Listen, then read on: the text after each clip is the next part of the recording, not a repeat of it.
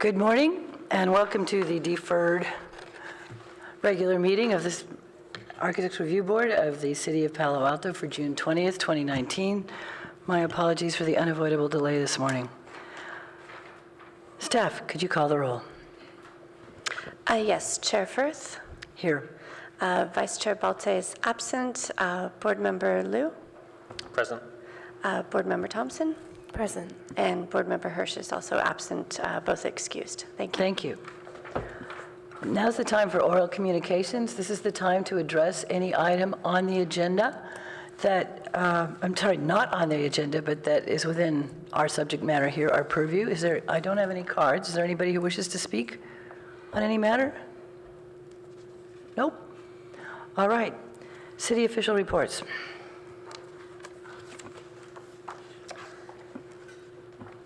Yes, so we just have the schedule. The July 4th meeting is canceled.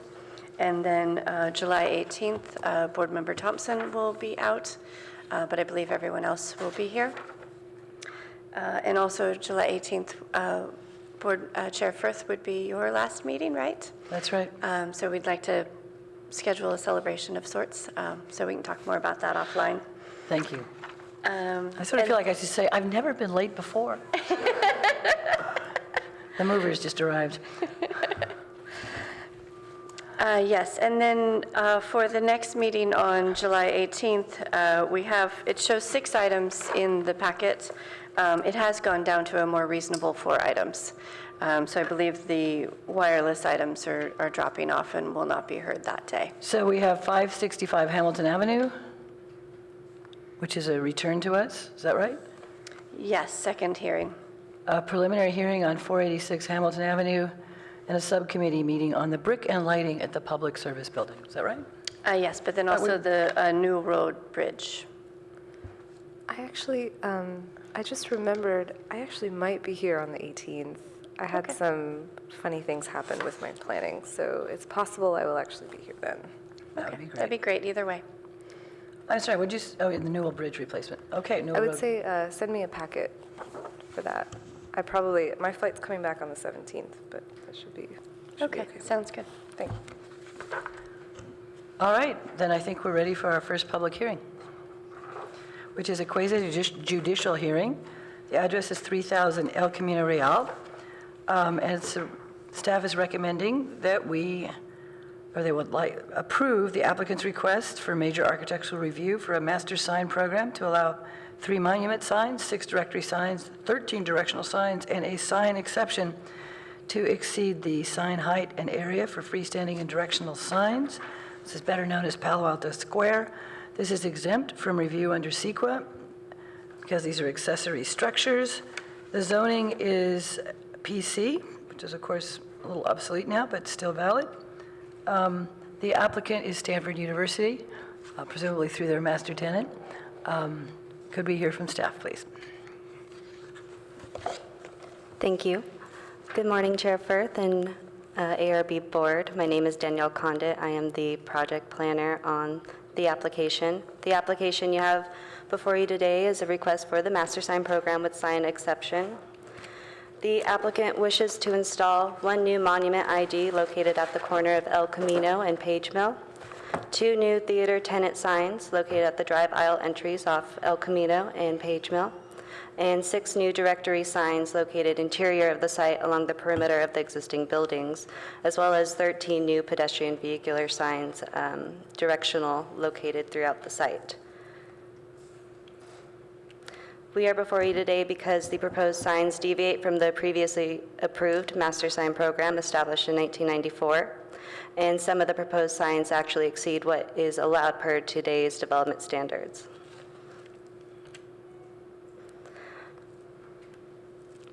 On your slide, you can see the sign types that will actually exceed what is allowed per the development standards of today. Sign type B, which is the theater tenant sign, exceeds the maximum allowed sign area.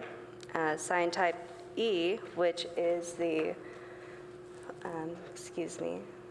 which is the building ID signs. They will exceed the allowed sign area and sign height. And sign types G and G1, which are the vehicular and pedestrian directional signs, will exceed the sign heights.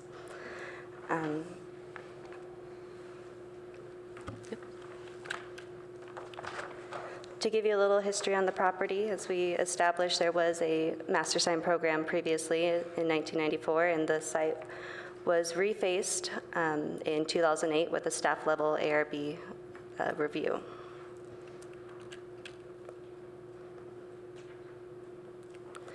The site is approximately 15 acres in size and is home to 6 individual buildings ranging from 1 to 10 stories in height.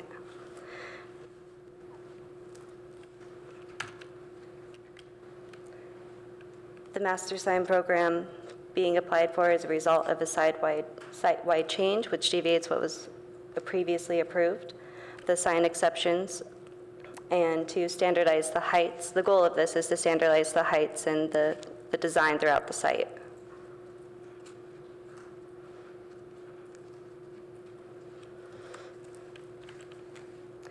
Key considerations is that the property was developed under a planned community of 4637. The PC allowed for the development of 2 10-story office buildings that are at a height of 159 feet, which would exceed today's development standards. Primarily, the property is surrounded by the service commercial zones and the research park. In the service commercial zones, the maximum height allowed is 50 feet, and in the research park, it is 35 feet. In the service commercial or CS zone, that is more than 3 times the amount, and in the research park, more than 4 times the amount today. Staff feels that due to the existing structures on the site and their enlarged scale, that the signs are appropriately scaled for this subject property. As you can see on your screens, this is the previously approved master sign program. The sign locations for the new master sign program in 2019 have approximately the same location as before.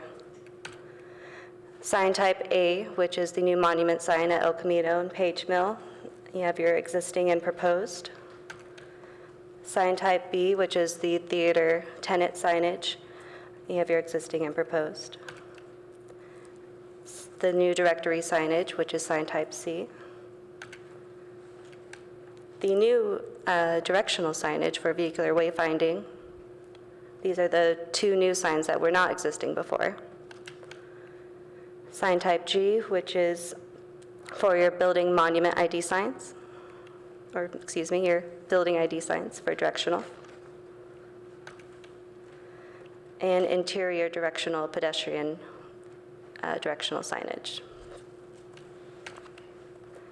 And that concludes staff's presentation. Thank you. Thank you very much. Are there any questions of staff before we hear from the applicant? Seeing none, if we could hear from the applicant.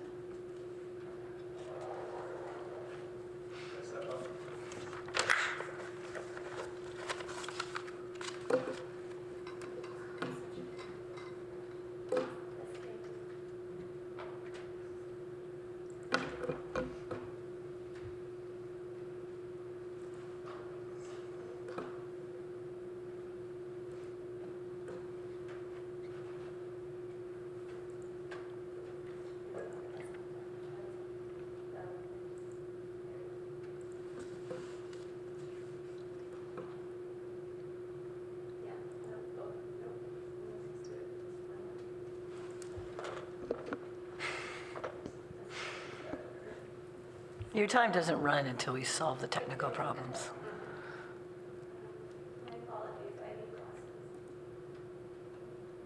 Well, need glasses to see that. That's good.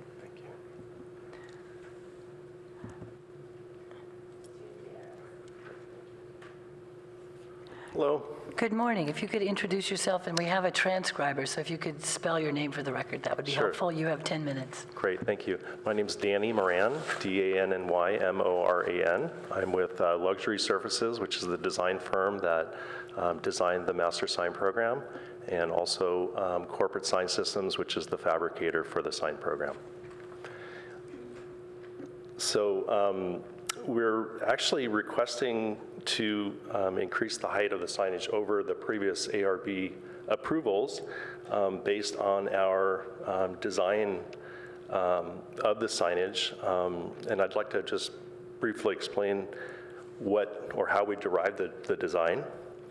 So basically the design is based, I don't know if you guys read through the We read the materials. okay. Would you like me to explain about Palo Alto? And Say whatever you'd like. Sure. Okay, so I'll just read off the script here. For this Palo Alto landmark property, Lux proposes a clean, simple, and meaningful design that is a fresh break from the somewhat hard concrete architectural forms that are inherent to the property. Consideration came from the origins of Palo Alto's name. In 1976, Palo Alto was named after the giant sequoia called El Palo Alto by Spanish sailors who traced the route from the galleon Manila. The name was assigned by the size and the high visibility of the tree as seen from the San Francisco Bay Area when the sailors arrived, and served as a reference point to know where to stop and rest prior to returning on the difficult trip back to the Philippines. The voyage was made once or twice a year. The sailors were generally different from the previous year, so it was necessary to use clear geographical references for the changing crews, hence docking near El Palo Alto. Today, El Palo Alto is the official seal of both Stanford University and the city of Palo Alto. Our vertical linear design ties together the historical use of the tree as a landmark for reference point and location. Our design is inspired by the sequoia tree's texture, the movement of its bark, its proportions, and overall importance to Palo Alto's history.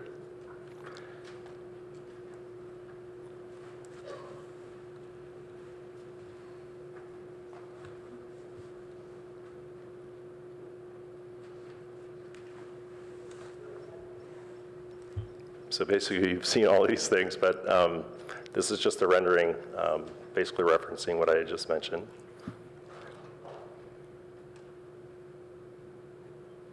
And here are some of the sign types that were mentioned. This is one of, no, this is the one, this one is undersized. This is the corner monument. The theater sign, which is a lot smaller than the existing theater sign.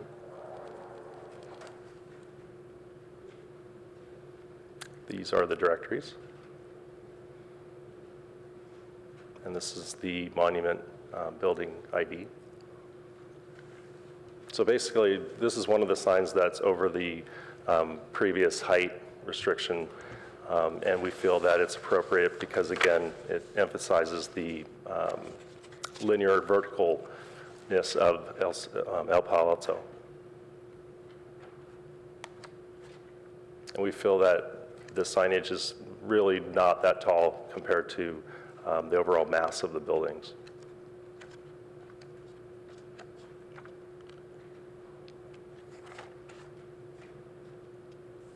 And that's it. That's it? Yep. All right. Are there any questions of the applicant before we discuss these matters? Is that a no? Do we have material samples? Board Member Thompson? Yes. We do? Oh, good.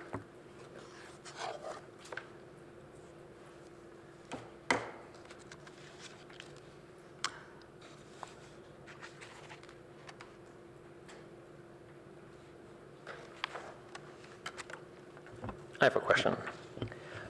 I was wondering if you could clarify the Page Mill Road driveway, and I think there's a shared entrance with the neighboring property, and they have a low monument or like a low multi-tenant sign in the median. And I was wondering if there are discussions with the neighboring tenant on how to share that location with regard to signage? Like, why did they get to put it in the median and yours is on one side of the road? Like, Yeah, I think it's, go ahead. Sorry, you need to speak close to the mic. My name's Brian Panion, Project Manager for Corporate Sign Systems. I know the entry that you're talking about, and that is outside of the property line, so it does fall on the other property. I know that it is a shared driveway.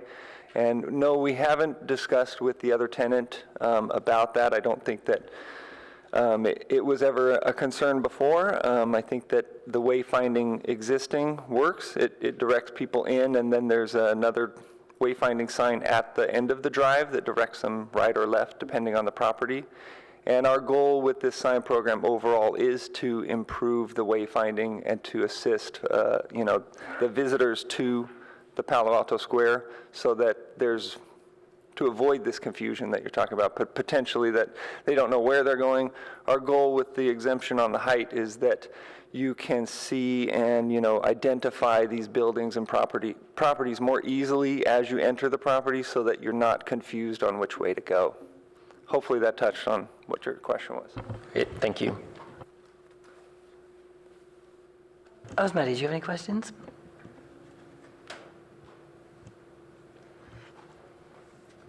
No, actually, I think I'm okay, now that I have the material board. All right, thank you. You can Thank be you. seated. If we have other questions, we'll Thank you ask very you to much. come back. Anything further from staff? Board Member Tom? Alex? So thank you for your presentation, and I can recommend approval of the project today. I would throw out one thing for the board to consider, and that is that the pedestrian access to the site, like from the sidewalk and the bus stops, is really inadequate. And I think that, this is just a sign program.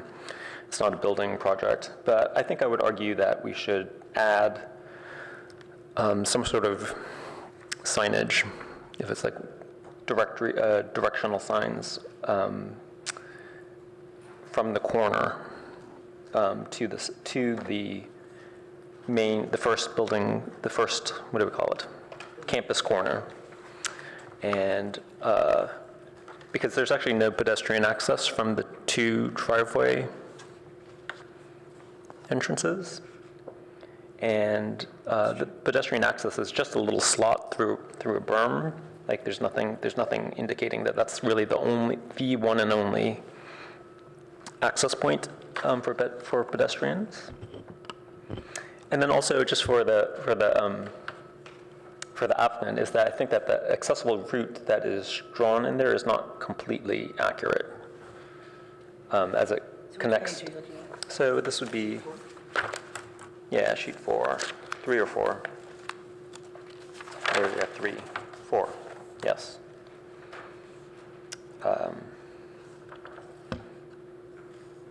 So I think that as I looked at the site yesterday, I think the accessible route goes to the corner, and as it's drawn, it sort of shows it going in midway to building 4. But otherwise, I think that the signs are very handsome. I personally find it hard to read condensed fonts on vertical signs, but I think that the vertical proportions sort of tied into the building. Like the building has those vertical fins that are very distinctive on that style of building, and so I think that the signs do fit into the design of the project. Oh, and on findings, I just want to make some notes, is that I think we understand that the Stanford has their own internal design guidelines that discourages wall signs, and that the Palo Alto sign code is sort of geared actually more towards wall signs than it is to monument signs. So there isn't a huge, even though these are taller, there really isn't an overabundance of signs. Also, the buildings are set back to, as I estimated, about 200 to 300 feet from the street. And there are large landscape berms, there are large mature trees that really limit the views of the buildings. So this is to be added to the sign exception findings, Alex? Yeah. on page 2C. I agree with you. Yes. If staff could make a note of those, we'll see if they all, if there's a consensus on that. Board Member Thompson. Sorry, I was looking for it. What's the change? If you look at, well, Alex, you might as well tell, you have a voice. So packet page 24. These are the findings for the exception to explain why we're saying, yes, it's a good idea. Yes, it's necessary for them to have a sign exception. Okay. Yeah, so I would think that would probably be added to 1, right? That there's special circumstances. And can you repeat again what we're adding to wall? At the end of it? Yeah. We'll let staff So I would say. do the punctuation. Yeah, I think we the were- buildings are set back 200 to 300 feet from the street approximately. There are large landscape berms and there are large mature trees that limit views of the building. And then I had previously mentioned that Stanford has their own internal design guidelines, but that applies to all properties in the research park, so I'm not sure that that's. I don't think we need, I think it's Yeah, I don't think we something need in to our put it- it's internal just- thought process, yeah, it's but you just don't that- need it. Because Stanford doesn't get to modify the code. They I have agree a with you. higher, right, Yeah. yes, they have a higher, I think I would argue they have a higher standard than They the city's do. sign code. They do. Yeah, that's fine. I'm okay with that. Thank you for your presentation. Even though I certainly think that the fact that these buildings are as tall as they are justifies the taller signs, I think the existing ones tend to be a bit inadequate. I'm always surprised when I turn left off Page Mill going west, that it's not that easy to figure out where the driveway is, and when I'm coming the other way, it's even more confusing, just because there's a lot of landscaping and other good things. And I agree with Alex that we should add a requirement that there be pedestrian wayfinding signage, subject to staff's design approval. Because, you know, when you get to the driveway, there's no sidewalk. So it's a problem. If you're going to walk there in a reasonably, correct way, you have to not take the driveway, and there's no way you'd know where the berm is. It's quite a ways away. So with adding a condition that adequate wayfinding signage be added for the pedestrian access to the buildings, would that be sufficient direction? I think it would just be helpful if we understood maybe at least a few locations where we well, think we're- it's most critical. I'll tell you what, if you take a look at page 4, is that the best one, or 3? Probably page 4. It's 4, Let's because use 3 is the 4. existing, so 4 is 4. the proposed. So if you look at the corner, well, Alex, why don't you take it through? It's right here, right? Okay, so we're talking about the corner of Page Mill Road and El Camino, and that's where the bus stop is located. So, and I think we've got maybe 4 or 5 bus lines right there at that corner. And then any pedestrian traffic you have from Caltrain, whatever, would be coming through at that point as well. So I think that they just somehow they need to know that that is the main entrance, pedestrian entrance to the site. And then I think I would argue once you're in on that path, I think it's self-explanatory, but then you're arriving at the corner of Building 4, and there's no signage. Building 4 or isn't this building 4? Oh, there. Wait, the font's really blurry, I can't So read this it. is building 3, right? The one that, this is building 3, and this is building 4. Correct, Building 3. Yeah. So at Building 3, you have to make a choice of whether to go left or right, because there's a grade change, so you can't go straight into the project site. So I would argue that there should be, or try to do something there, or. I have a question, we have a question for the applicant. Do you understand what our concern is, and do you have any comments? I think I We understand hardly ever completely ask your- for more signs. Yeah, that's a good thing. You guys want to assist directing the pedestrian traffic from the streets, El Camino and Page Mill, into the property. From I see an entry at the corner, as well as I think there's another one further down El Camino. But the point is that being able to direct the pedestrian from the street or the sidewalk into the property, and then once at the sort of They crossroad don't at get the lost, corner, yes. I'm sorry, what? Yes, Yes, and then at the crossroad at Building 3, direct them overall a greater understanding of Yeah. which way to go for which building. challenges of large campuses is that if we dutifully, ride our bikes, take the bus, walk, you get onto the campus, which is really geared for cars, and you don't know which way to go, and walking an extra 300 feet is more time-consuming than the other. So we're looking for pedestrian signage to direct the public, particularly that arriving by bus or from Caltrain, into the pedestrian ways and to the building. So this is a different, the audience is walkers, and, is that right?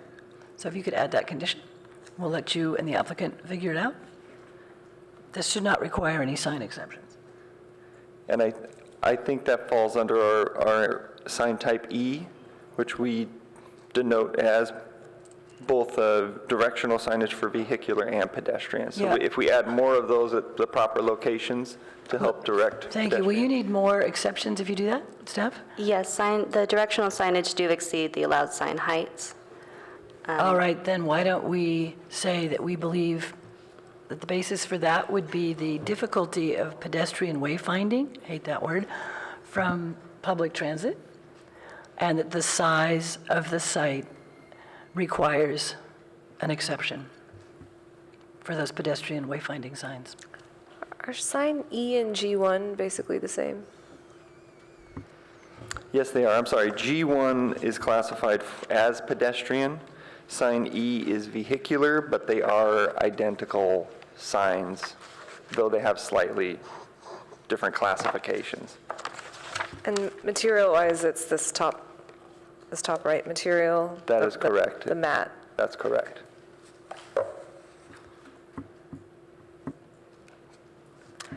Are we ready for a motion? Oh, wait, I didn't get to talk. Oh, I didn't get to give my evaluation, but I don't have too much to say. Yeah, I mean, similarly to my other board members, this is a pretty handsome project, and I very much appreciate the story and the relationship to Palo Alto's nature story. I think that's really important in design, and it's important in having good aesthetics, and it's important in getting us to understand your design really well. So I want to thank the applicant for that. You don't get to see that much these days, so. Yeah, I mean, it's true. Over there, I've gotten lost a few times as a pedestrian and even just to park anywhere and try to figure out where that theater is. And I remember initially it was a little difficult. So I remember my initial concern being that we're not really adding any new signs, which I felt like we needed to. But I did see that we are adding G1 and E. As for this pedestrian wayfinding, I don't know that that warrants much more than one sign. I don't think it does. But yeah, we can defer that to staff. Yeah.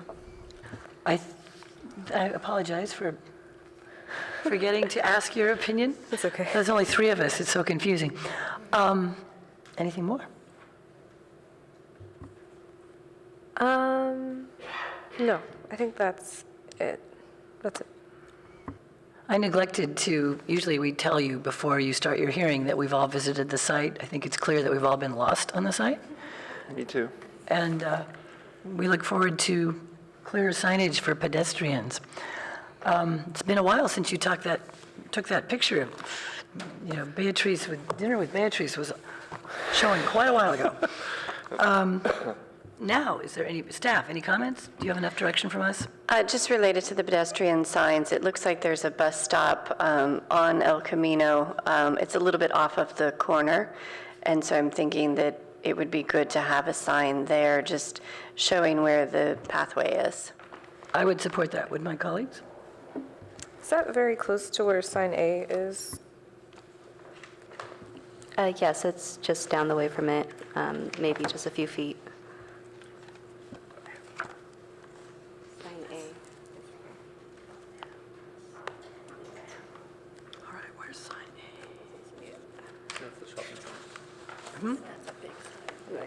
Which sheet? Should I clarify 155? Yeah. Oh, I'm looking at the wrong set of plans. Wonderful job. To clarify, the distance from the sign type A to the bus stop, it's about 155 feet.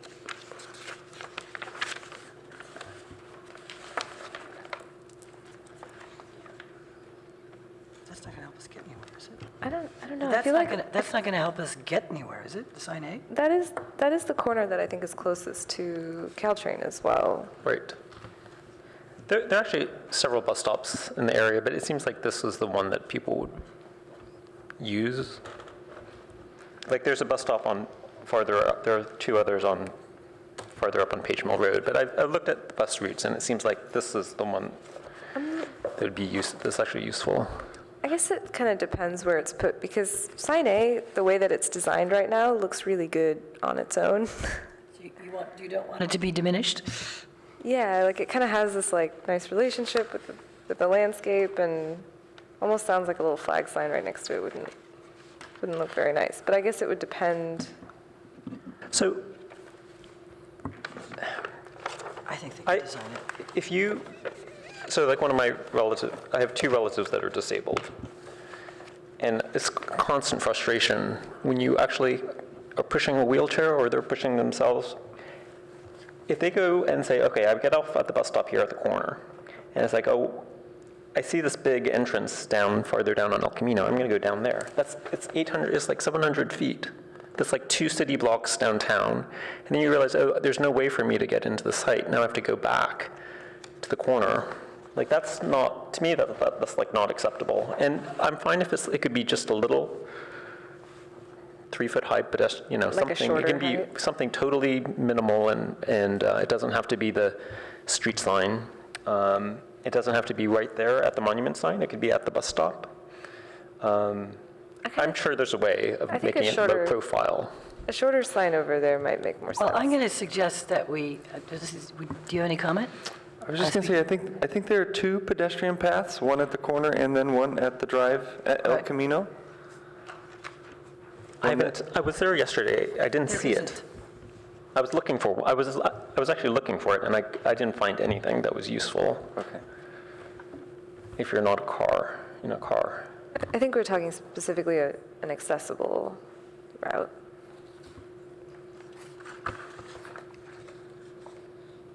Because isn't it just a continuous berm? Maybe I'm mistaken, yeah. It's not. Anyway, there could be something there. I didn't see it. If it was there, it wasn't obvious enough for me to notice that it was there. So, Okay.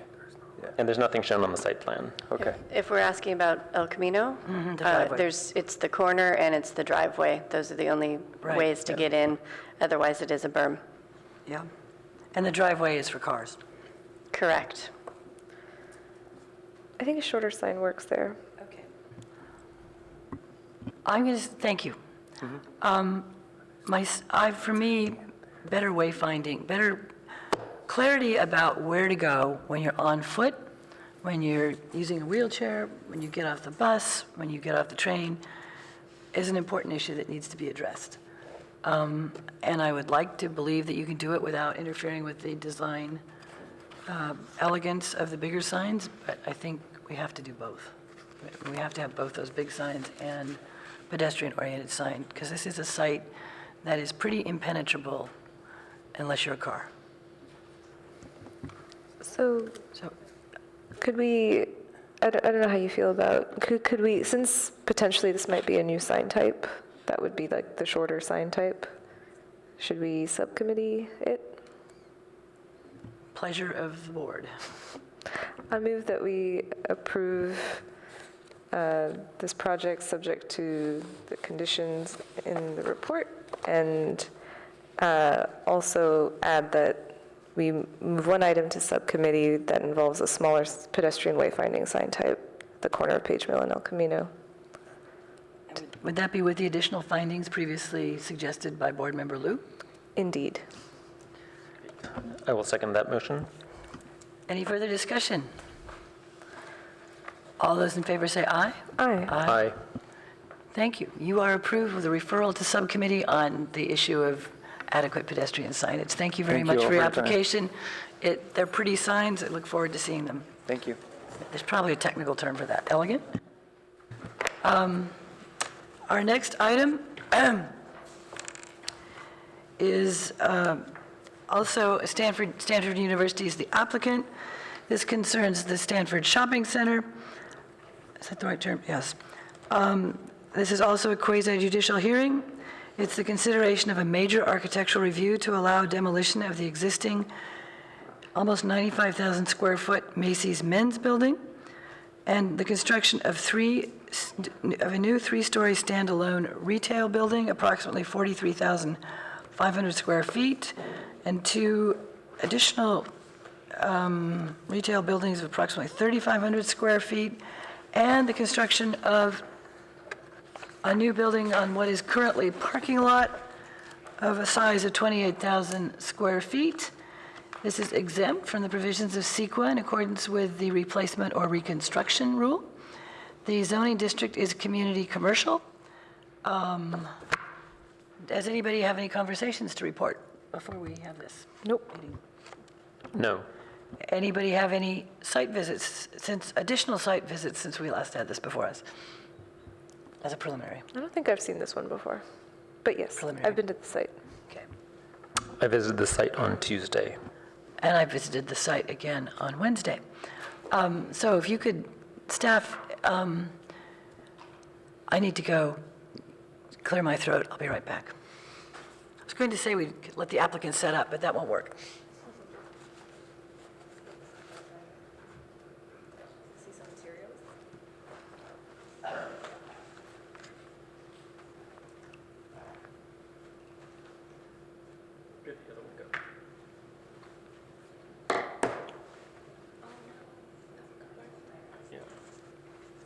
It's okay.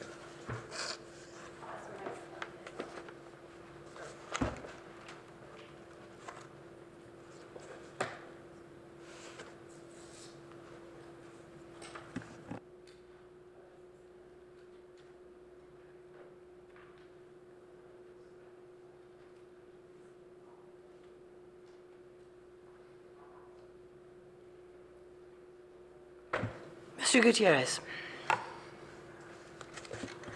Good morning to Chair Firth and board members of the ARB.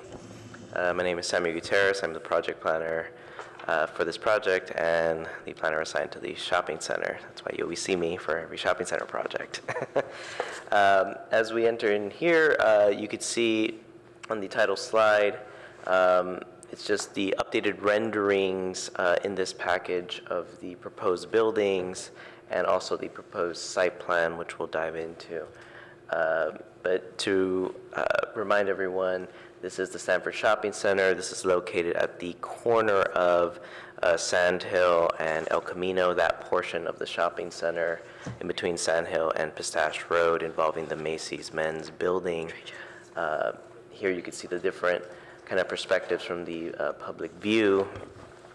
And of course, this is the Macy's Men's Building as it sits today. As stated earlier, this project involves the demolition of the Macy's Men's Building to redevelop this area of the Stanford Shopping Center to construct new tenant spaces and buildings, one being a Restoration Hardware building in roughly the location of the Macy's Men's Building, another being a new Wilkes-Bashford building where there currently doesn't exist a building in the parking lot along El Camino and Pistache, which is the entryway into the shopping center after Sand Hill. And then there will be two new tenant spaces adjacent to Building J, where I believe La Bella Spa is currently located, and that would be, again, in the general location of the existing Macy's Men's Building. Just to remind everyone, this project did come before the board for preliminary review on February 7th of this year, and the ARB did comment on the site planning, parking, landscaping, pedestrian access, and architectural design. I do want to go over a pretty large site constraint that exists at the site, There is a regional water line that is located across Sand Hill and El Camino that intersects at that corner of the parking lot that's existing, which would limit the location of new buildings and excavation, being that it is such a large utility line, and to build and construct over it is not really feasible. This is the proposed Wilkes-Bashford building.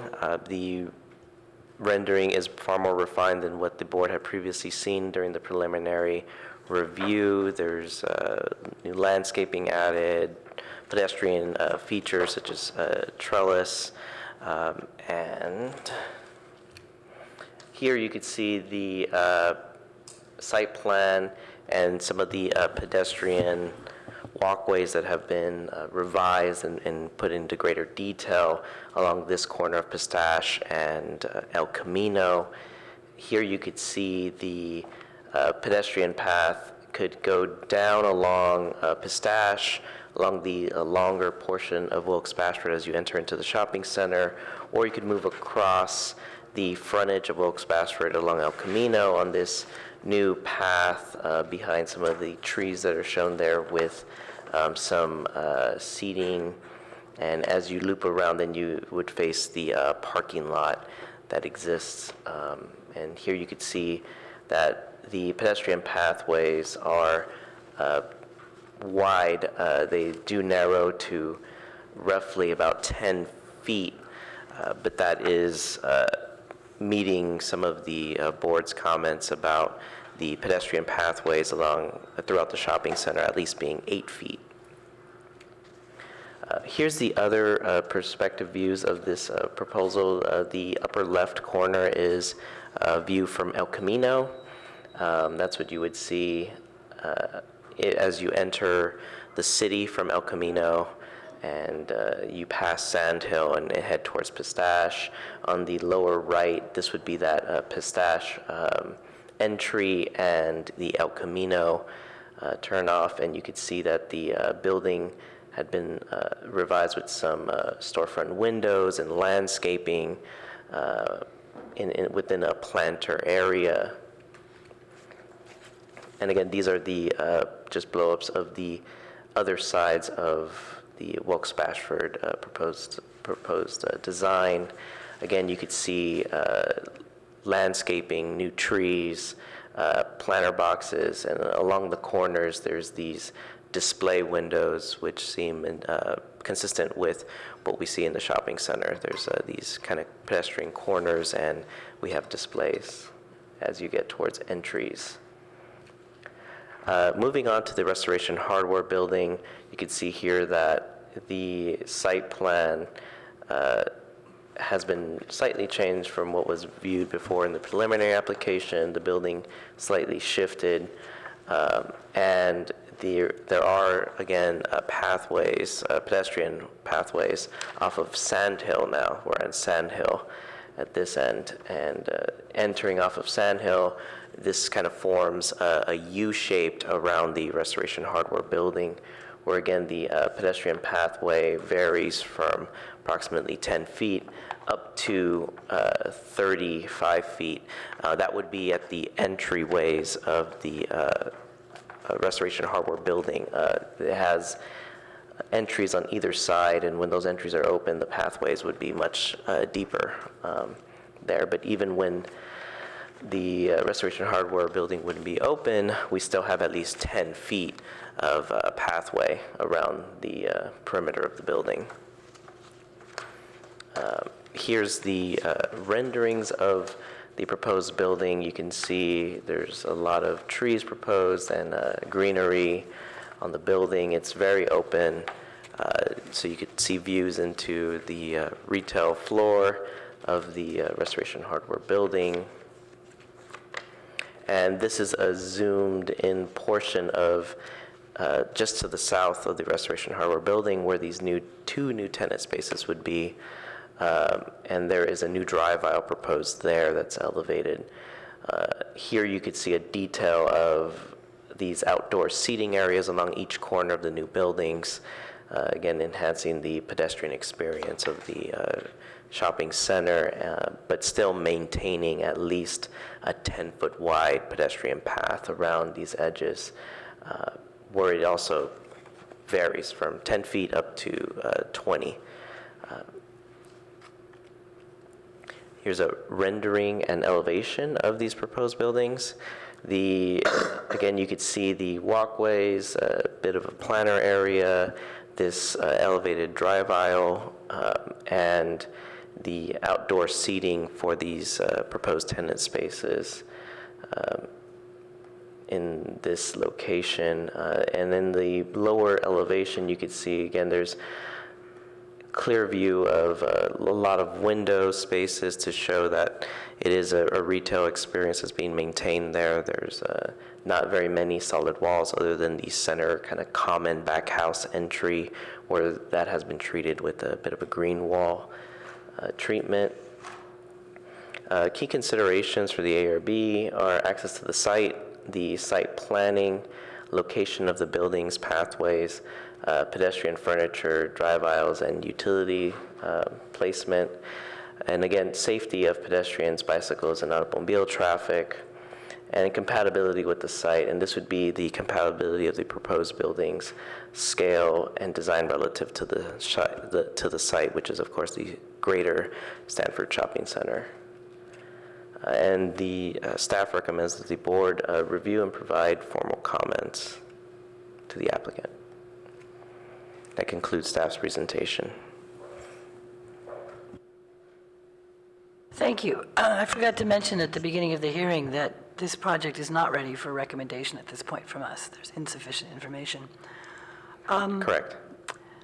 Anybody have questions of staff before we go hear from the applicant?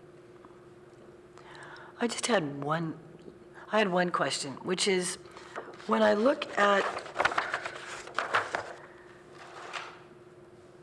sheet A1, the context aerial map,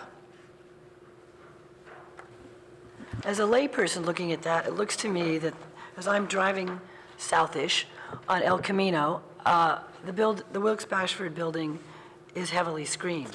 But when I look at the slides you show us of driving south, it's not.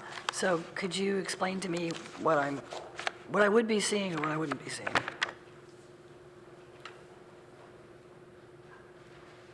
So you're referring to these elevations here, correct? Right.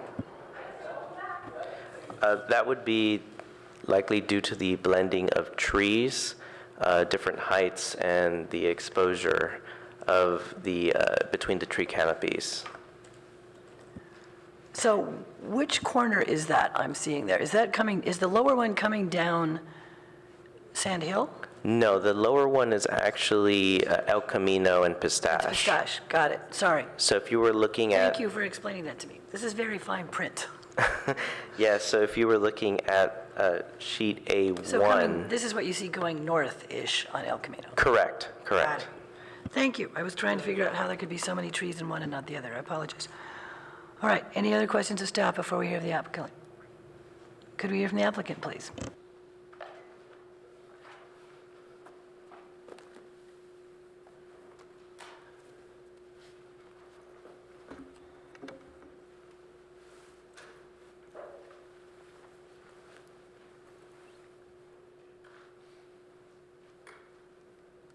Thank you, Samuel.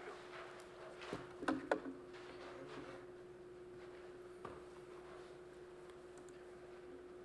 then just use the arrows. Okay, scroll. Oh, the scroll, okay. Good morning. Good morning. Nice to see you guys again. My name is Matt Klinzing, Klinzing, and I'm an architect with Simon Property Group.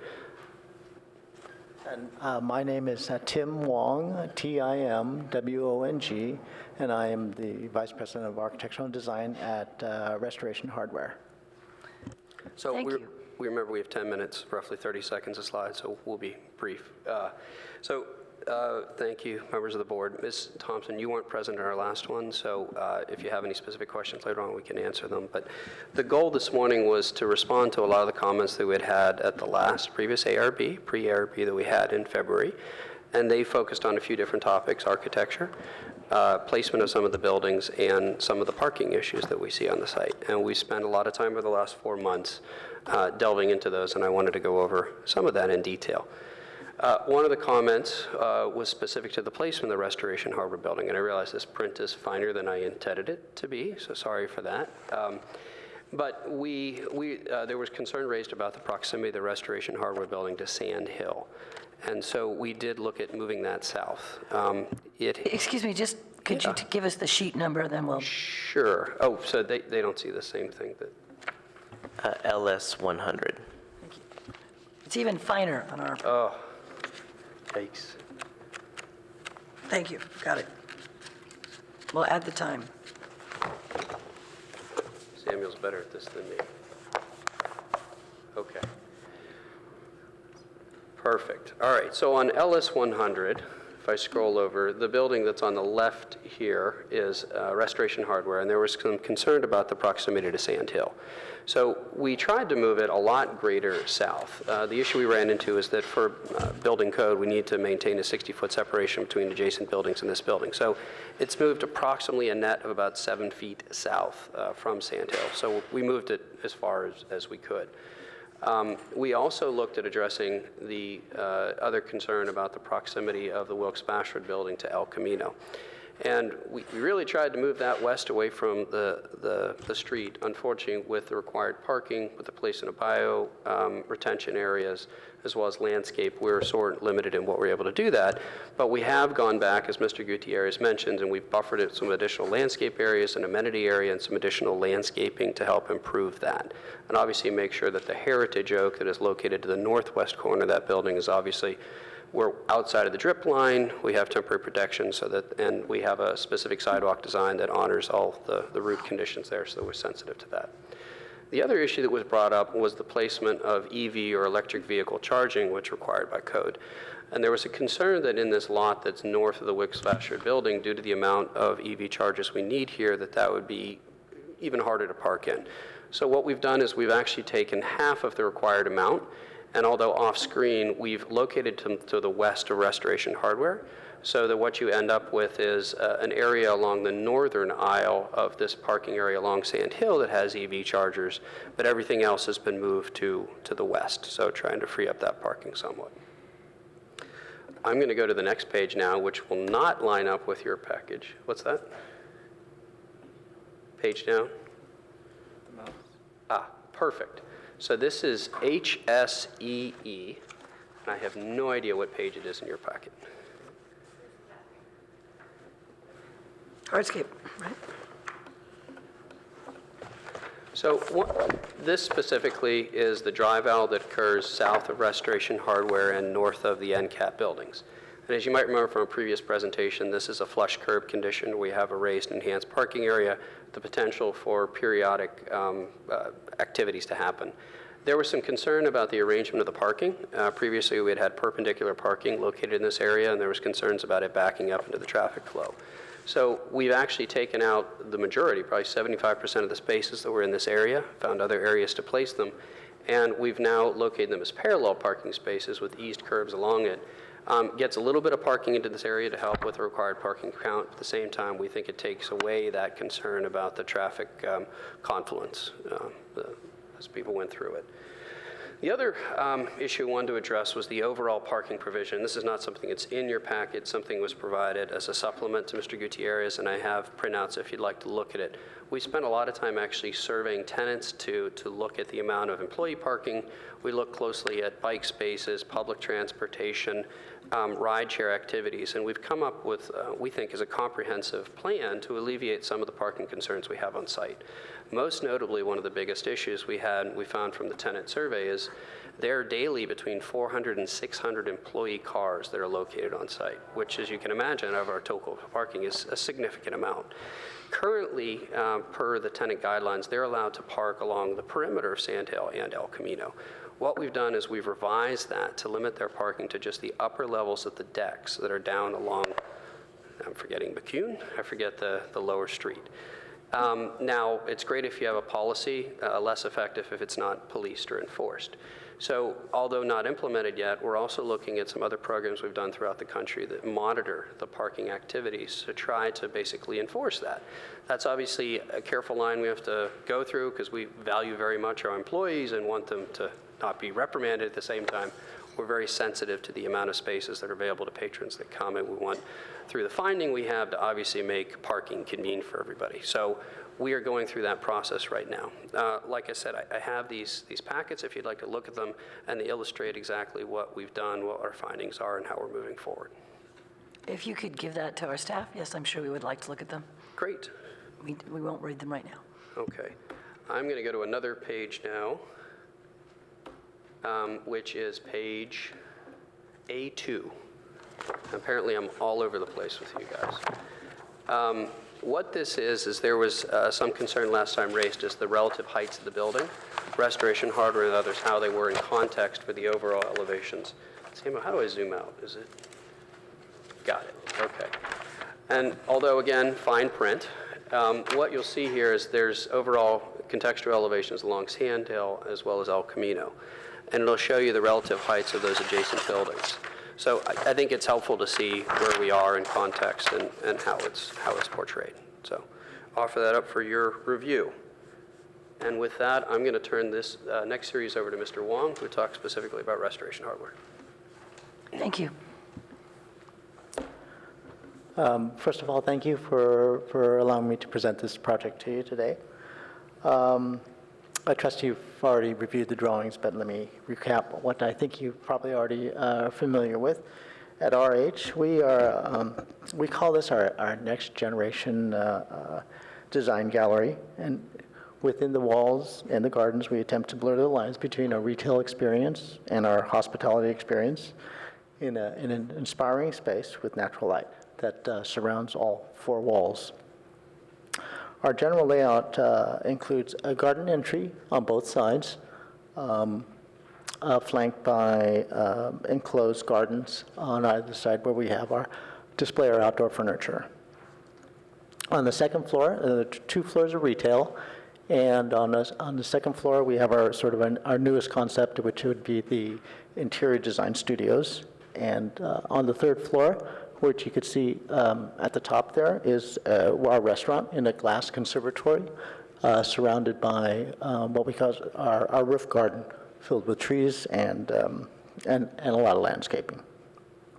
The massing, as you can see, sort of steps back as it goes up, so to relieve the overall appearance of the scale.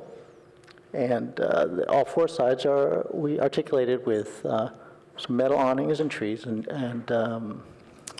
metal balconies. The site plan is cited carefully so we can preserve most of the existing trees along Sand Hill Road, and then we have a lot of greenery and landscape on the front and the rear facade. Overall, we're pleased with the design, and we hope that you are inspired too.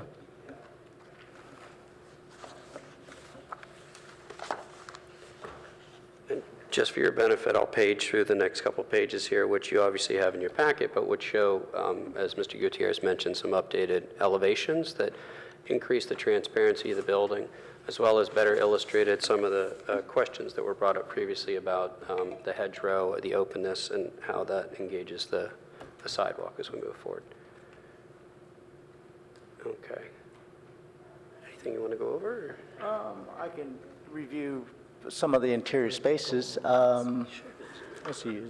Your time is up, but yours is a big project, so please take another 2 or 3 minutes. 2 or 3 minutes, okay.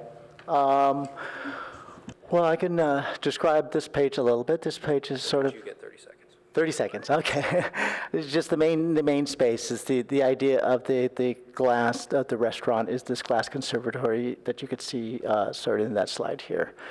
And this is just more materials that would help sort of describe the building feel, which would be the plaster facade, metal balconies, as I mentioned, and the open trellis. And let's see, is there any more? These are examples of our outdoor space in different stores. This happens to be Melrose here. This is our latest one down here on the lower right-hand corner, which is the art gallery in New York. And then this one is in, sort of this glass conservatory is in Portland. And this is just some landscape plans and sort of the description of some of the landscape that we proposed for this project. So, realize we're out of time, but just as we go through, If you need another minute or two to do your coherent presentation, please take it. I'll be brief. So Wilkes-Bashford building, as we discussed previously, since it is a long building, our goal here was to break down the length of it and animate it with different quality materials. So we have brick, we have some wood, we have stone veneer, as well as what we're now introducing, which is a green wall. One of the concerns that was raised in the previous meeting, and this is the view you were asking about earlier, Ms. Firth, and this is traveling south along El Camino, was the importance of this building in the context of Palo Alto specifically, because this is the first building you really see when leaving the county to the north and coming to the south. And so we understand the importance of this specific corner. So we spent some time trying to enhance this with what we see now as a green wall, as well as the Wilkes-Bashford name stated here. The other thing we wanted to also show was the context that's placed within. We obviously have a very significant row of trees that's out there in the Heritage Oak, which we really feel are the stars of the center, and those obviously won't be touched with any of this. So it's important, I think, to understand the context. You had previously asked about this elevation on the corner of the southeast. We've opened it up with storefront and glazing. And additionally, as we move around the other corners, the touch points and obviously the major places that one experiences the building, we've made sure that we had transparency or animation so that we're consistent with the village architecture feel of all of Stanford Shopping Center. This is some detail you'll find in the packet on the living wall, which we have at a few of our centers, and it is actually that. There's irrigation, there's plants, it requires some maintenance. So we feel this really captures what Stanford's best known for, and it's this great flower program and great landscape program. So this is really a way to present this at the front door of our project and announce that attribute that we think everybody enjoys. Building EE, the NCAP building, has not changed significantly since our previous discussion, but still plan on animating that with restaurants and outdoor cafe seating. I take it I'm up. Okay, sorry. Thank you.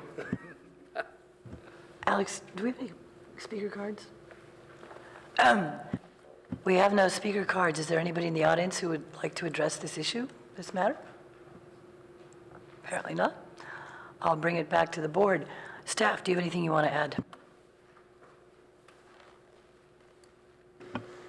I think we're just hoping to focus a fair amount of time on the site plan to make sure that we get that right, and then go into the architecture as time allows.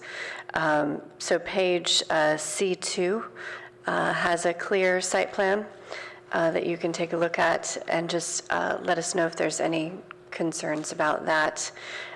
We had noticed that there are some parking spaces fairly close to El Camino Real, so we'd like your advice on that.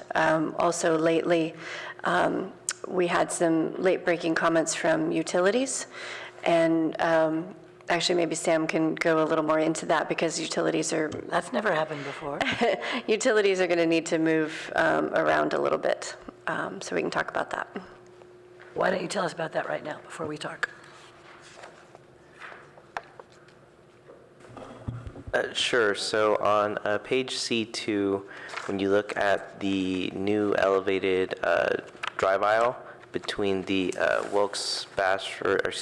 Restoration Hardware and the two new tenant spaces, the corner as you enter that drive aisle,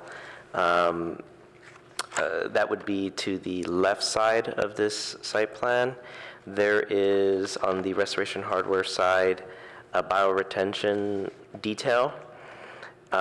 Just adjacent to that in the drive aisle, as you would be exiting that elevated drive aisle, there's actually a little square you might see there. It's very small, but there's a small square there. And that actually Are you talking towards El Camino or away from El Camino? Oh, away from El Camino. Got it. So that would be a vault with some utility equipment that would need to shift, and one of the locations that is being postulated at the moment is in that bioretention area.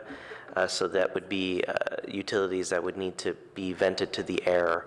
So there might be some type of CMU wall that we'll treat with some type of green screening, which would actually match some of the green walls that are already a part of the restoration hardware, but we haven't worked out those fine details yet. So that's just something to note that may appear different in the next round when we come before the board again. And I have before we start talking, I have a question. What term are you using to refer to the space between building RH and building EE? I mean, I keep thinking of it as a cut-through, but you have a different term, right? I refer to it as the elevated drive aisle because The elevated drive aisle, thank you. it is raised above the other drive aisles. Okay, and I had one more question before we started. So, in looking at the El Camino Real design guidelines, it says that all parked cars should be screened with walls, landscaping, or berms, 3 to 6 feet above the parking lot surface. That's something we usually try to do at this place, right? At the shopping center? Yes. Thank you. That's all I need to know. Thanks. I had a quick question. Yes. That elevated drive aisle, is that going to be the main way to get to the parking lot in the back from? It's a part of that loop that forms in that area. But if you were coming, if you missed the Sand Hill turn for the shopping center and you continue down Pistache, that would be the fastest way to get to the other side, I guess the back parking lot area that you're referring to, towards where like American Girl is and the Melt, that area. Because then otherwise you'd have to drive around the whole shopping center to close that loop. Okay, so we're assuming this will be heavily frequented by vehicles back and forth. Okay, It does have that potential, yes. got it.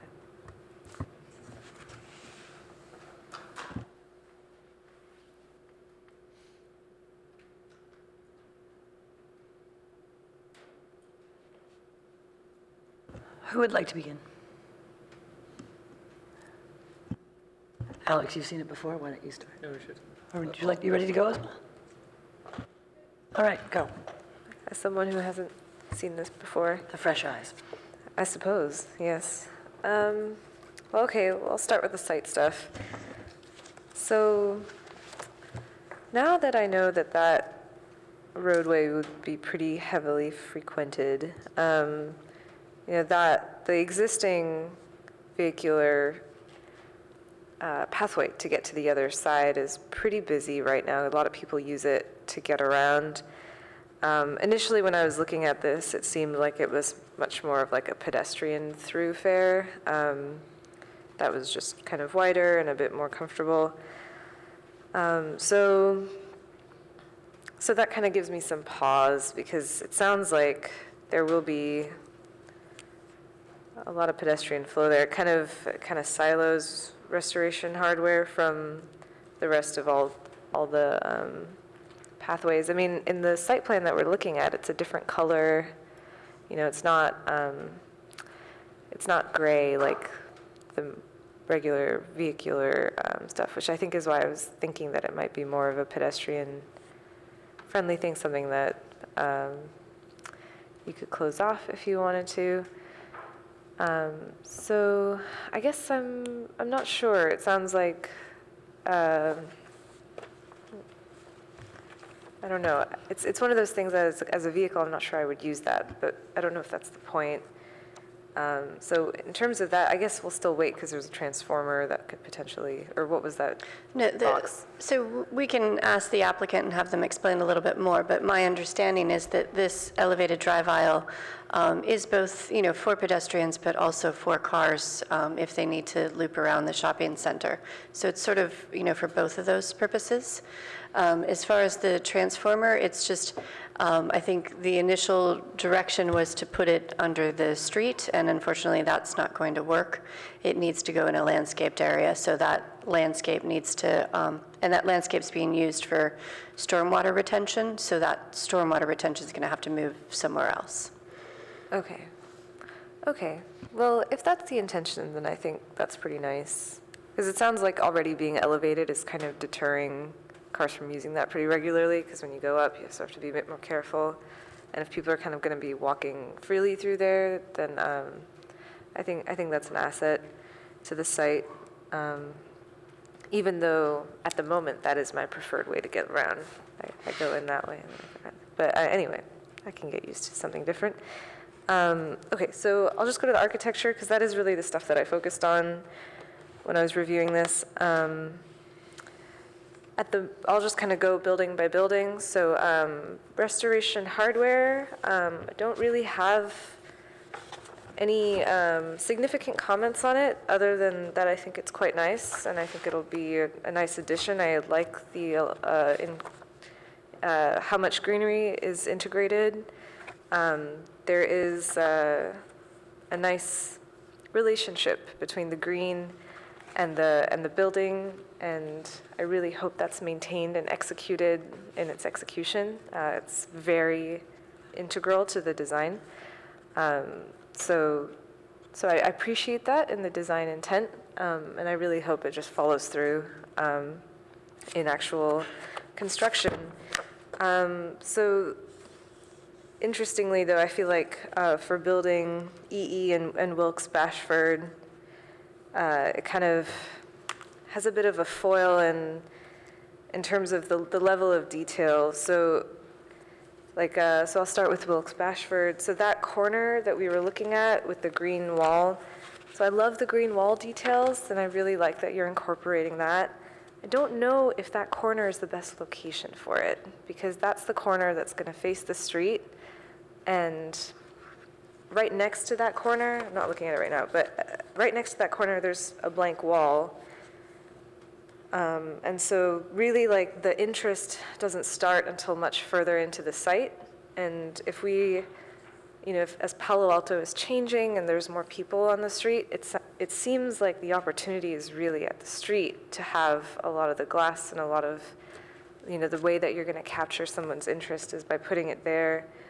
Because at the moment, they kind of have to know where they're going, and a lot of people do these days, but in terms of like what's nice to look at on the street, I say keep the green wall, but I think a different location might be better, and I'm not sure how the interior is configured, but I really think you want to make the El Camino experience really nice. I'm not saying to change any of the landscaping around there. I think the screening is good.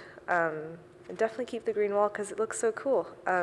But I just think its placement isn't right as it relates to the site. And then architecturally speaking, the elevations definitely feel a little bit, initially, when you're looking at it like this, it feels really kind of up and down, but I know that when you're on the street level, it really breaks down the scale.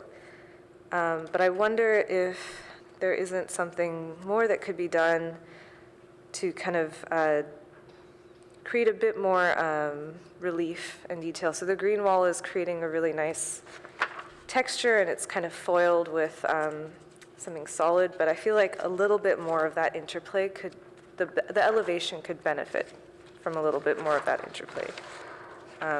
Because in the renderings, it kind of looks a bit flat and a little stark. Restoration hardware has this level of detail and richness, and then when you look at even the rendering on our front page of Wilkes-Bashford, it just looks a little bit too shoeboxy, and there's more that could be done there. So at first glance, I would say that current building is the biggest one that could use a little bit more development. And then for building EE, let me just switch to it really quick.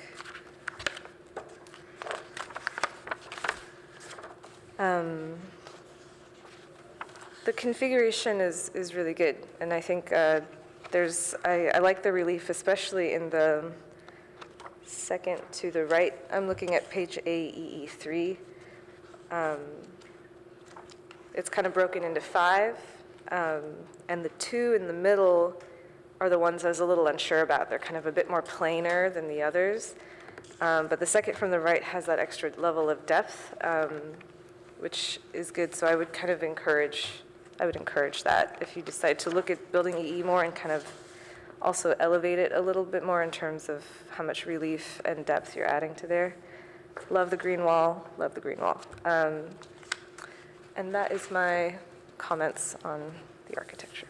I'll stop there. Thanks. If we could go back to restoration hardware for a second. I'm finding the sheet here. ARH2. There were just some previous comments about the shrubbery around the building, and I didn't know how you felt about that. What were the comments on the shrubbery? Just that's, they're fairly tall shrubs, so it sort of, blocks off your view to the entrance, which is unlike other buildings in the center. I think well, it was primarily Peter, which was that the high shrubs create outdoor rooms from the point of view of the store, but they block the view of this very pretty building. And the thought was they're too high, that we'd like them to have that privacy and sense of enclosure, but something you can see through, because the building that we see, the frontages, the elevations we were looking at, we wouldn't see. Those were the comments. Okay. I might deviate from my board member's opinion on that. I really like the shrubbery, and I like the outdoor room, and I think the greenery is a big reason why this building works. So if other board members also feel like that shrubbery isn't right, I feel like something else equally green, maybe it's kind of like one of those plantings that kind of have more see-through branches. But I wouldn't forego the greenery in any way. I don't think anybody wanted to be without greenery. Yeah. Yeah. Alex?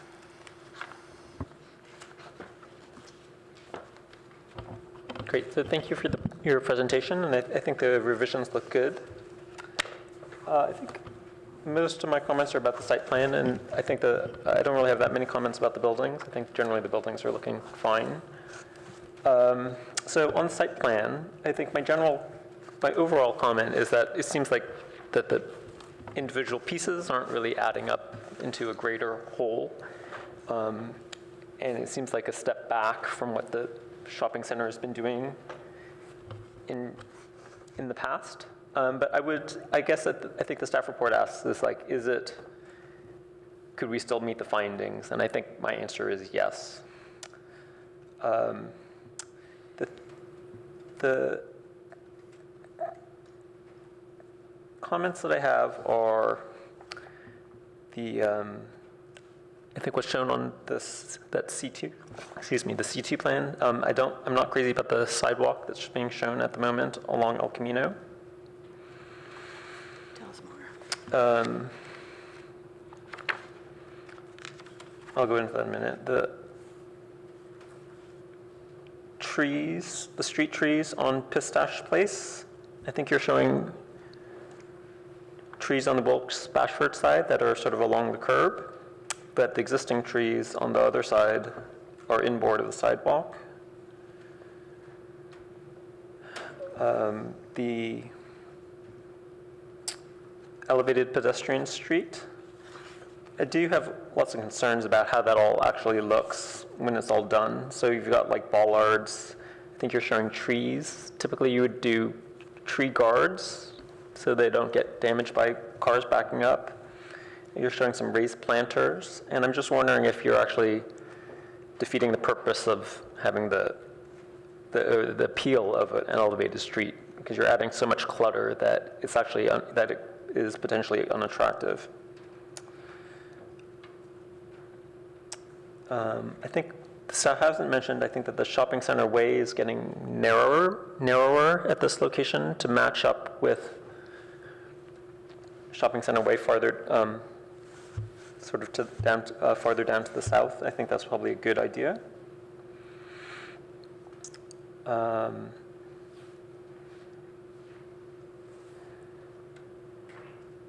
And I did consider I think Peter had suggested moving building EE, And so I did look at, like I did stand over by Muji and Pottery Barn and look down on Axis to try to understand what he was thinking about. And I can see his argument for that, for shifting the elevated street down to a line. And so I can see the logic of that. So on the sidewalk, I think the city probably has certain ideas about that, and I think Stanford and Simon may have different ideas about that. I think I would just throw in my 2 cents, which is that it should work together in context with the Stanford campus. So they have like a perimeter trail, and that's different than our El Camino 12-foot sidewalk. And it seems to me that it should be tied into a regional system. So what they have along Sand Hill Road and along El Camino is kind of is different. In some places, it's a mixture. So if you go down near the athletic fields, there is like a narrow sidewalk, and then there's a low chain link fence covered with roses, and then inboard that, there's a multi-use trail for running and bicycling. So there can be some sort of hybrid to keep everybody happy, but I think I want to not just think of it just for this one project, but how it ties together. And that, to my mind, that's how people use the Stanford perimeter for like long runs or bicycling, to get farther up to Foothill. So I'm looking at it more as a big picture and not as some sort of isolated project, and trying to have like a retail presence and sidewalk along the street.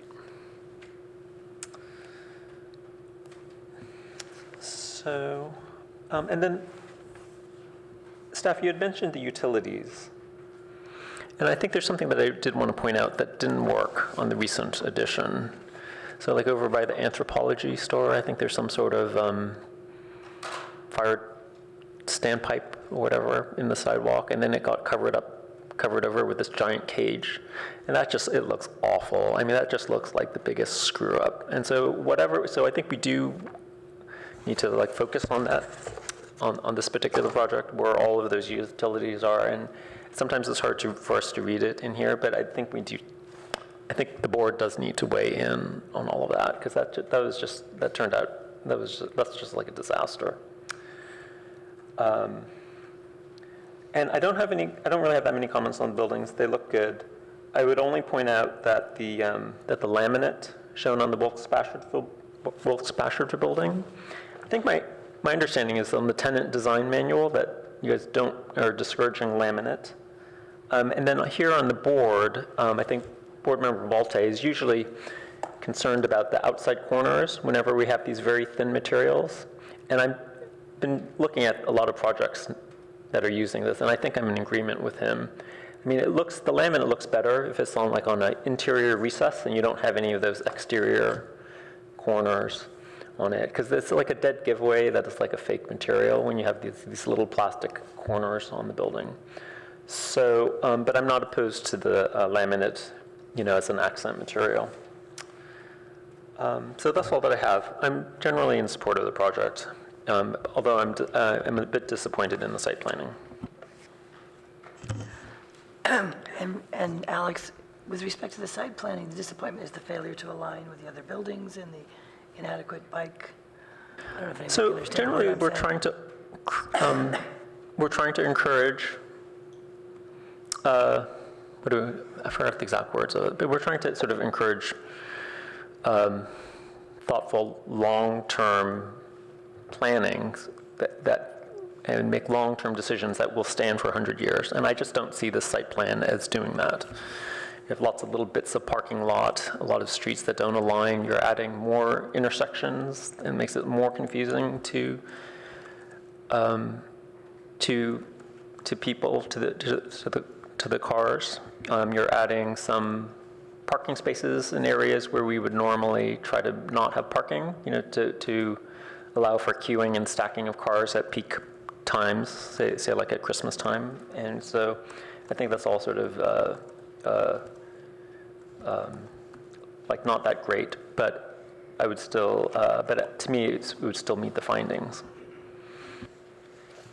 So if I may just get a little more clarification, you were talking about the sidewalk along El Camino, and it sounds like people are using this more for biking and running, and so are you thinking more kind of multi-use trail idea versus a standard city sidewalk?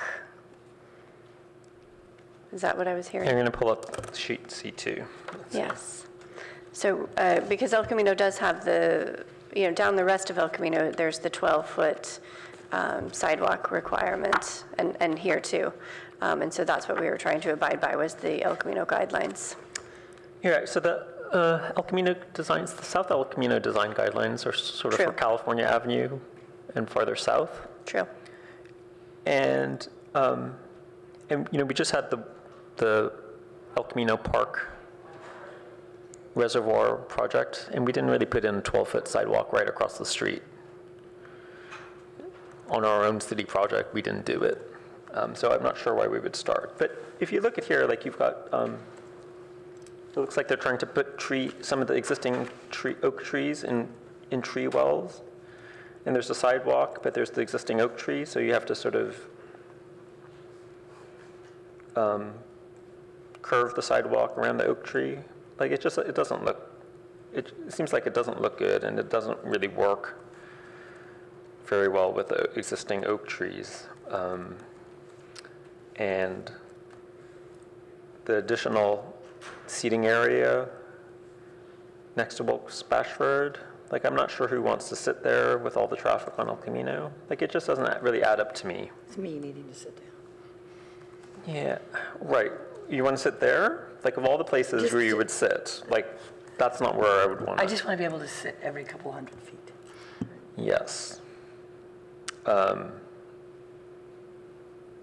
Not when my ankle's working. But I can see your point about, a bench to sit down versus a whole sort of amenity space. Yes, I mean, I do think it's, let Alex finish and then I'll Well, give my look, I comments. think like oak trees look good in berms and naturalistic areas. They generally want to have the oak leaf mulch around them. They don't really want to be in an urban tree well and in a grate. And if the county, and then I think we've come across sometimes that the county won't let us put trees within 7 feet of the curb. Like I think this really needs to be really well thought out, and I'm not sure that it's there. I'm not sure that it's really there yet. And I think my point previously was that I would rather have this tie in to the Stanford's way of doing trees, or doing multi-use pathways, than the typical Palo Alto 12-foot sidewalk with London planes in tree wells. If we want to go that way, I think then we need to do it and then cut down the oak trees and just bite the bullet and make it part of Palo Alto. But I think we're trying, it's like half and half now, and I don't think it's really working. So, and on the utilities, we would agree with you that anthropology was an afterthought. So we're trying to get ahead of that. You talked about street trees on Pistache, and I didn't hear details on that. Well, so the existing condition is that the trees are inboard of the sidewalk, and there are no trees along the curb in the planting strip. And they're proposing to change it on one side, but they're not really showing what they're doing on the other side of the street. So it would be mismatched at the moment.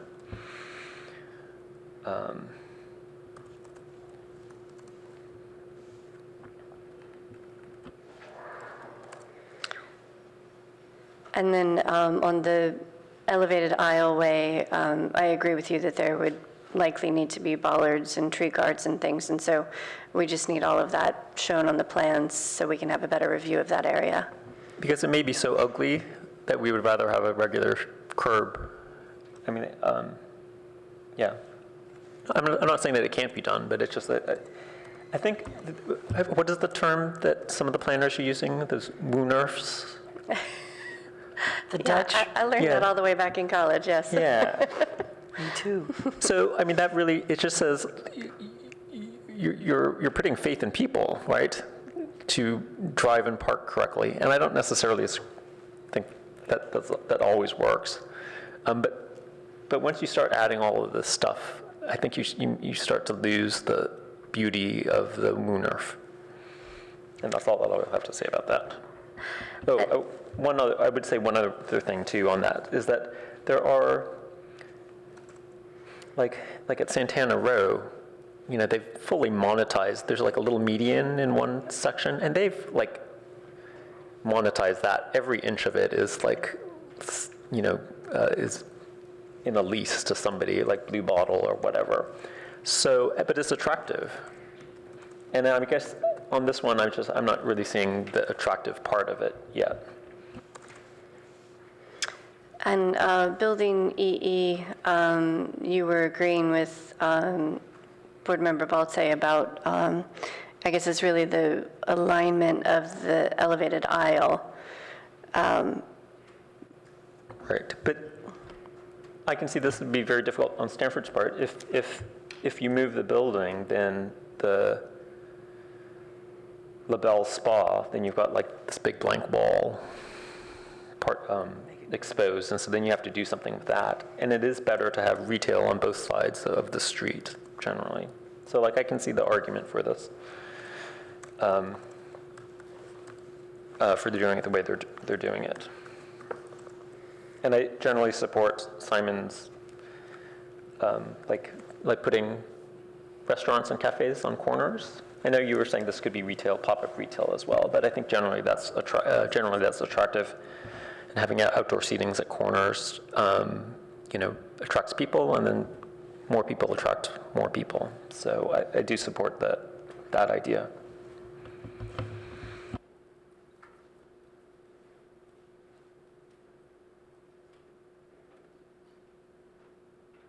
So that's all that I have.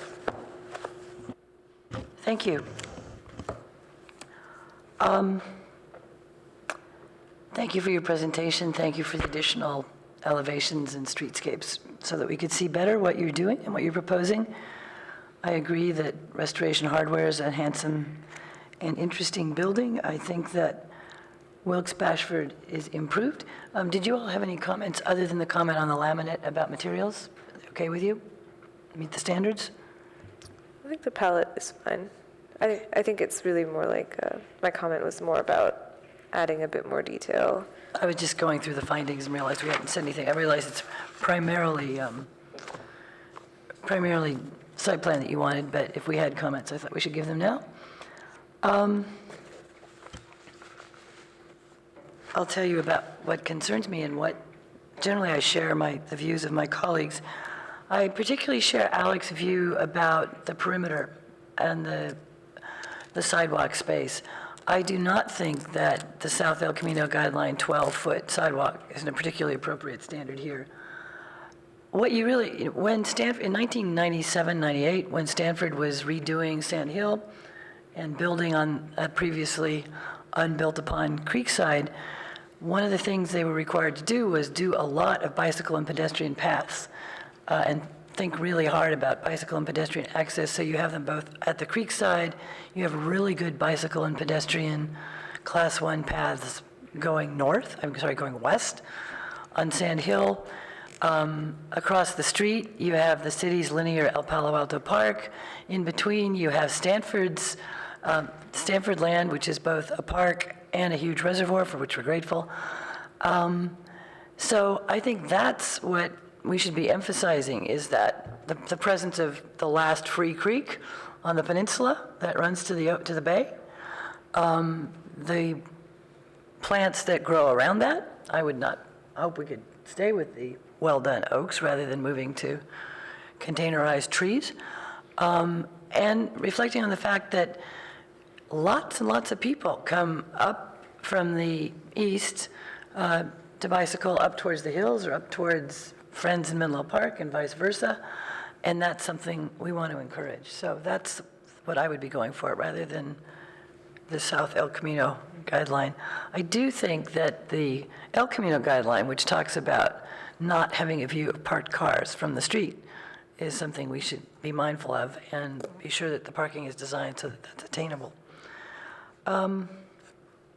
Looking at your plant palette, I see lots of plants that would help us meet finding number 5 about regional indigenous drought-resistant plant material capable of providing desirable habitat that can be maintained, but I also see a lot of other plants. So I wouldn't be prepared to say yes at this point. It's sort of a dead giveaway when the plant name includes European.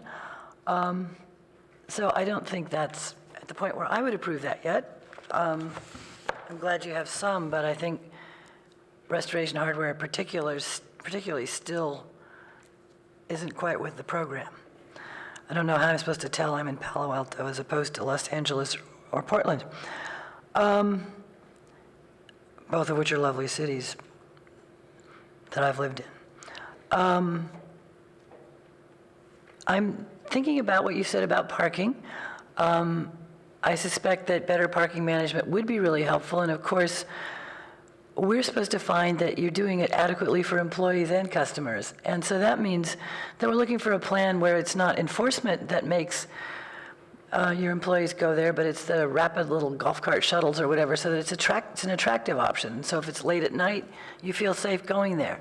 And I realize it's still an imposition on people who probably have burdensome commutes, because they're going to have to walk farther. But we would be interested in seeing how it appeals to people. It isn't just another burden on people who work there.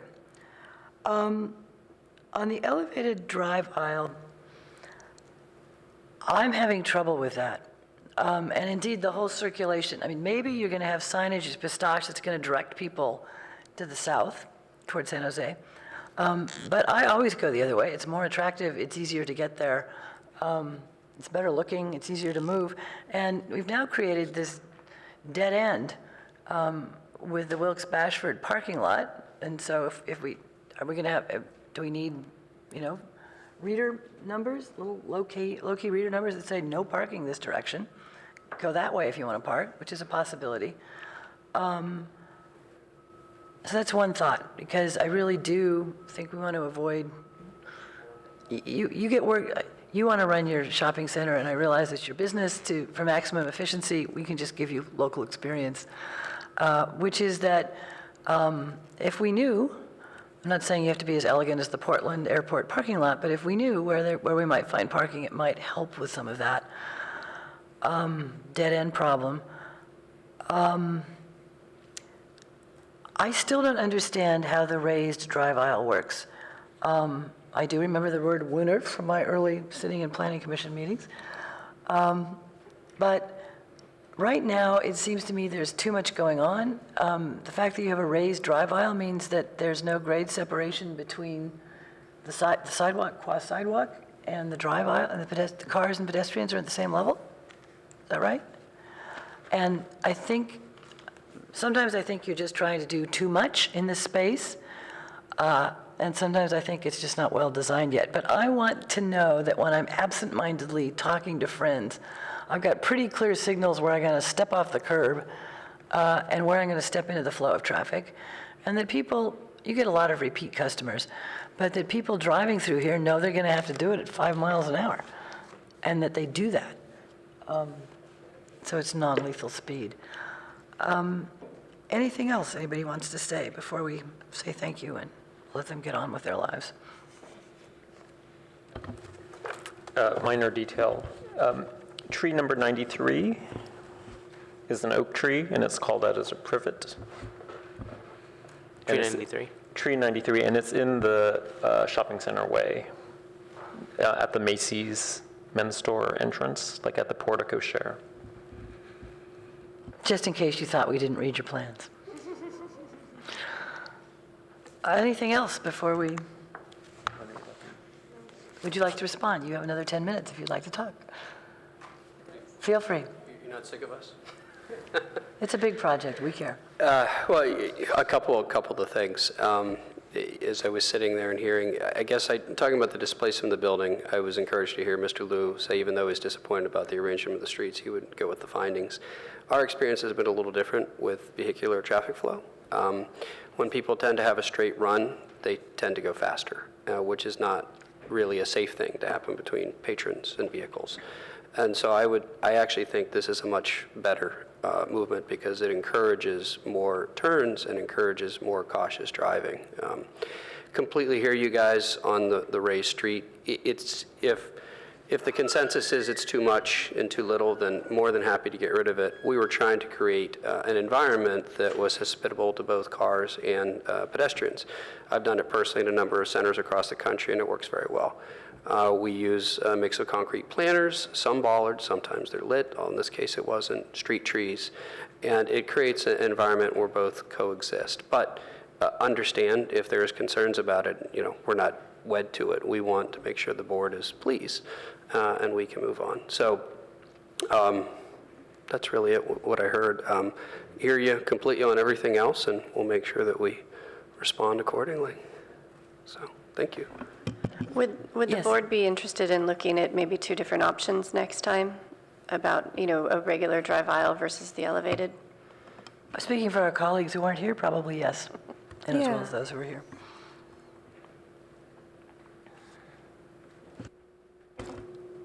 Okay, I will make a motion that we continue the project to a date uncertain.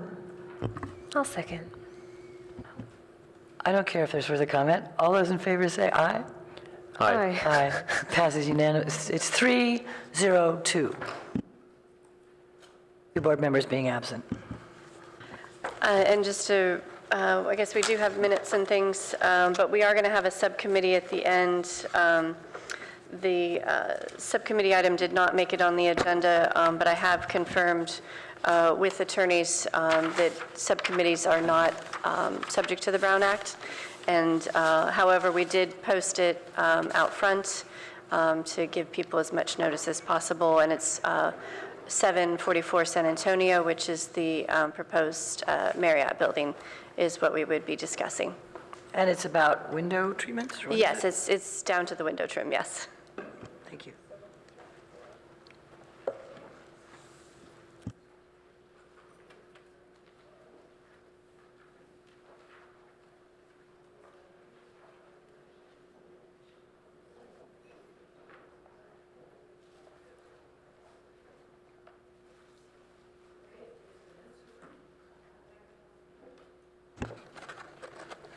That was a question.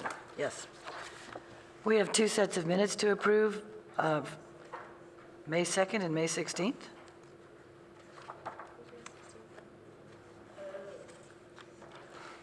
They're printing this. Do you want to boot that set or not?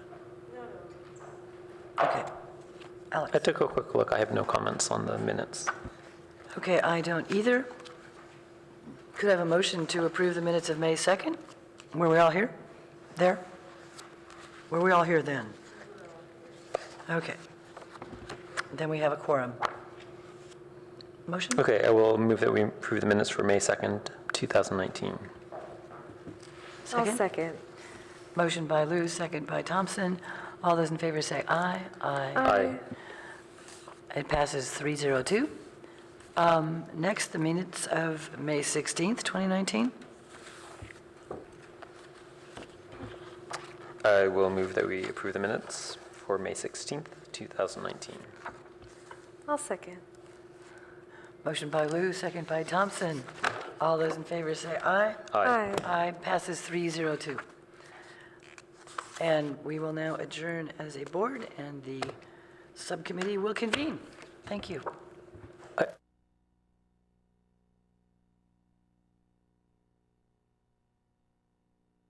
mentioned that there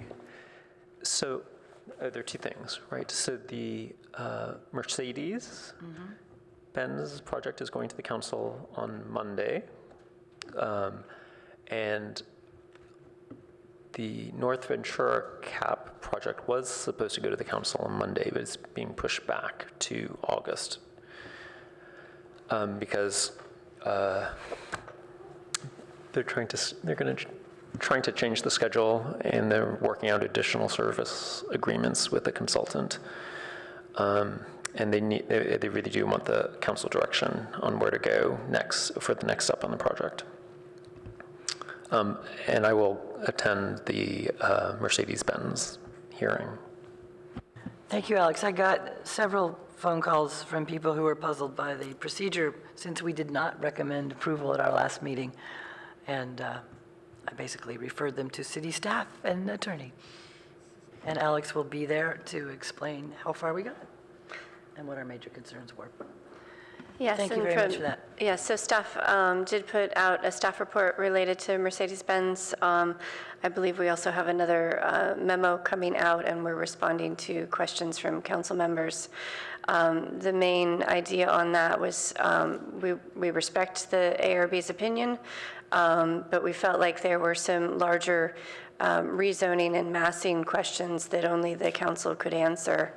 And so that's why the director felt the need to bring it forward.